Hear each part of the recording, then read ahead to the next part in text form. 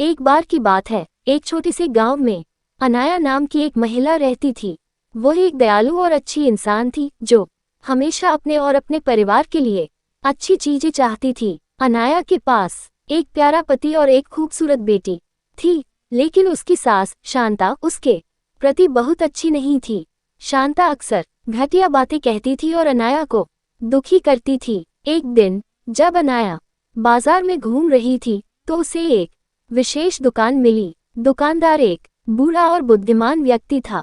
अनाया ने उससे कहा कि वो खुश रहना चाहती है और चाहती है कि उसके साथ अच्छी चीजें हों, भले ही उसकी सास निर्दयी थी। दुकानदार मुस्कुराया और उसे एक अनोखी साड़ी दिखाए। उन्होंने कहा कि ये जादुई साड़ी है और यह उसके जीवन में सौभाग्य और खुशियां लाएगा। अनाया ने जादुई साड़ी खरीदने का फैसला किया और तुरंत उसे पहन लिया। जब अनाया ने जादुई साड़ी पहनना शुरू किया तो चमत्कार हो गया। उसकी सास अनाया के साथ बुरा बर्ताव करने की बजाय उसके साथ प्यार और सम्मान से पेश आने लगी। अनाया बहुत खुश थी क्योंकि उसकी सास उसकी सबसे बड़ी समर्थक और सबसे अच्छी दोस्त बन गई थी।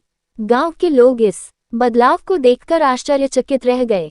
जादुई साड़ी की वजह से अनाया के परिवार में खुशियां आने लगीं। गांव बहुत अच्छी जगह बन गया और अनाया का पति सफल हो गया। उनका घर हमेशा प्यार से भरा रहता था और सभी का आपस में मेल जोल रहता था। अनाया की बेटी एक प्यारे और देखभाल करने वाले घर में बड़ी हुई और वह बहुत खुश थी। जादुई साड़ी की कहानी दूर दूर तक फैल गई और लोगों को दया और क्षमा का महत्व सिखाया।